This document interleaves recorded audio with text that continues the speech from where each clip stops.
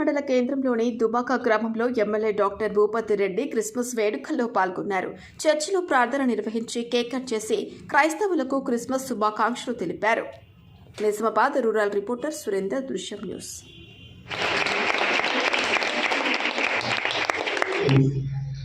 ఈ క్రిస్మస్ వేడుకల్లో నాకు పిలిచి ఆహ్వానించి మరి మీలో భాగస్వామిగా ఆ దేవుని ప్రార్థించుకునే భాగ్యం కలిగించినందుకు మీ అందరికీ కూడా ధన్యవాదాలు.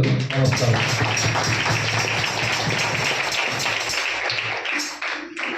అంటే ఈ చర్చికి నేను ఎమ్మెల్సీగా ఉన్నప్పుడు వచ్చాను.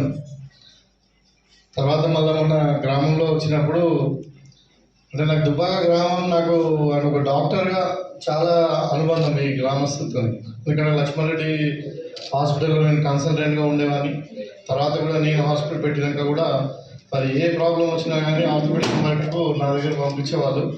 సో ఇక్కడ అందరూ కూడా నాకు అంటే నేను అందరికీ అంతో ఏదో నాకు దేవుడు ఇచ్చిన జ్ఞానం మీకు సేవలు అందించిన కాబట్టి ఈ గ్రామంలో ఉన్నటువంటి సంబంధం ఇవన్నీతో నేను ఇలాగనే గత ఎన్నికల్లో కొంచెం భయపడ్డా. అంటే గ్రామం ఏమో పెద్దది, మరి నాయకత్వం ఏమో ముగ్గురు నలుగురు కనబడుతుంటారు, పొద్దున్న అలాంటి వాళ్ళు లక్షలు అదే పాపం సీన్సే వాళ్ళకి అన్నీ తక్కువ రావు. అయితే మరి ఏందో అని చెప్పి భయపడి మళ్ళా రాజ్కుమార్ కూడా పిలిచిన, నువ్వు పొట్టమ్మ అది బతుకమ్మ టీవీ నుండి పనిచేయ బాబు, నీకు ఏదైనా ఉంటే నేను గెలిచిన తర్వాత నేను సెట్ చేస్తే కానీ నువ్వు వచ్చి ఉండలో నిల్వ అని చెప్తే నిజంగానే వాళ్ళు వచ్చి కష్టపడ్డారు. మీకు అందరూ కూడా గ్రామస్తులకు మీకు అందరూ కూడా పేరు పేరున నాకు భారీ మెజార్టీ ఇచ్చారు ఈ గ్రామంలో. మీకు అందరూ కూడా ధన్యవాదాలు. ఇప్పుడే మాకు మొన్న నిన్న అసెంబ్లీలో రేవంత్ అని కూడా చెప్పిండు, నీకు గెలిచినంత మాత్రాన నీకు నాయకుడు కాలేదు, మీరు ఇచ్చినటువంటి అవకాశం నా దేవుడు నాకు కల్పించింది మీకు సేవ చేయడానికనే భావిస్తా ఉన్నా. కాబట్టి నీకు ఒక సేవకుడిగానే మేము ఉంటాం. అయితే ఈ గ్రామంలో అభివృద్ధిలో మాత్రం ఖచ్చితంగా నేను స్పెషల్గా ఇంట్రెస్ట్ తీసుకొని చేస్తాను.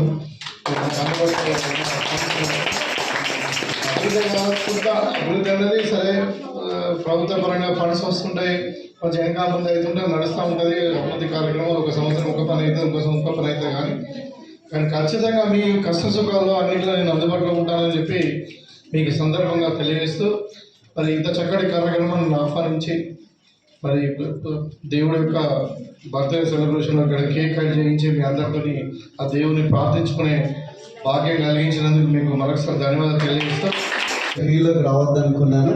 సార్ పిలవగానే రాత్రి మళ్ళీ మనసు మార్చుకొని మరలా అది రంగంలోకి దిగవలసినటువంటి పరిస్థితి ఏర్పడింది. నేను మీకున్నాను, మీరు ఎట్టి పరిస్థితులైనా ఏ క్షణాలను నువ్వు ఫోన్ చేసినా కానీ నేను సిద్ధంగా ఉంటాను, నువ్వు మాత్రం పని చేయవలసిందని చెప్పగానే మరలా పని ప్రారంభించేశాము. ఓన్లీ సార్ చెప్పింది దుబ్బాక మాత్రమే చెప్పాడు, కానీ నేను చేయవలసింది ఎంతవరకు చేశానో తెలుసా? నా మాట వినేటువంటి దైవసేకులు ఎంతమంది ఉన్నారో అంతమందికి ఫోన్ చేసి ఇది పరిస్థితి, సారి గెలుస్తున్నారు, ఖచ్చితంగా ఈ రూరల్లో సార్ వస్తారు, ఏ పరిస్థితుల్లో అర్ధరాత్రి తట్టినా కానీ సారు ఫోన్ తీయడానికి పని చేయడానికి సిద్ధంగా ఉంటాడంటే కొంతమంది నమ్మలేదు. నమ్మకపోతే అక్కడ ఉండి వాళ్ళతో సార్కు కాల్ చేయించారు.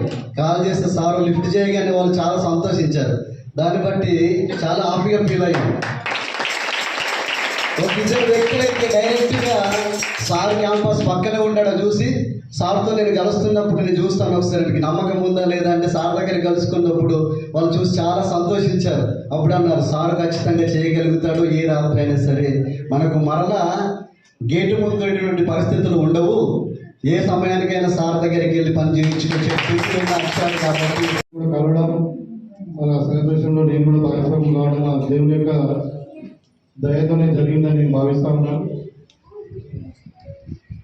ఈ సందర్భంగా మీకు అందరూ కూడా క్రిస్మస్ అడ్వాన్స్ శుభాకాంక్షలు తెలియజేస్తూ